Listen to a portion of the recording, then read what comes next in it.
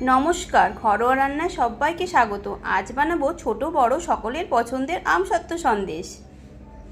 Gas on করে একটি nonstick pan বসিয়ে দিয়েছি, তার মধ্যে দিয়ে দিচ্ছি কিছুটা ঘি।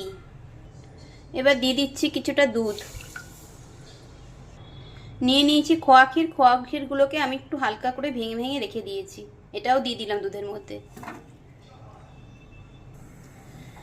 এবার এটাকে একটু নেড়ে চেড়ে একটু রান্না করে নিচ্ছি।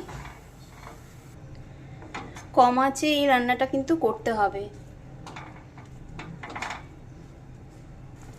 আমসত্ত্ব সন্দেশটা কিন্তু একটু লাইট খেতেই ভালো লাগে, তাই আমি এখানে অল্প পরিমাণ চিনি দেব। আবার একটু চিনি দিয়ে নেড়ে চেড়ে একটু এটাকে শুকনো করে নেব।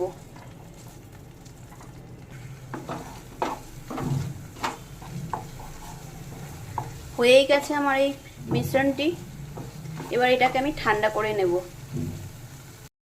এই যে এরকম ভাবে করে আমি আমসত্ত্ব থেকে এক একটা করে স্লাইসগুলোকে খুলে নিচ্ছি। এই যে প্লেটে সব সাজিয়ে নিয়েছি।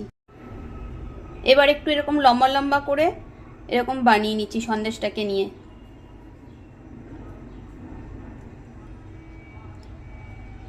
দিয়ে দিলাম, দিয়ে আমসত্ত্বটাকে দিয়ে এই যে এরকম করে রোল করে দিচ্ছি।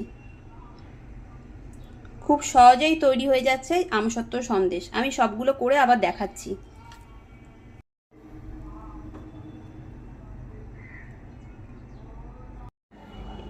এই যে আমি সবগুলো সন্দেশ বানিয়ে নিয়েছি। তোমরাও এরকম সুন্দর সন্দেশ বাড়িতে বানিয়ে নিতে পারো। খুব সহজেই তৈরি হয়ে যাবে আমসত্ত্ব সন্দেশ।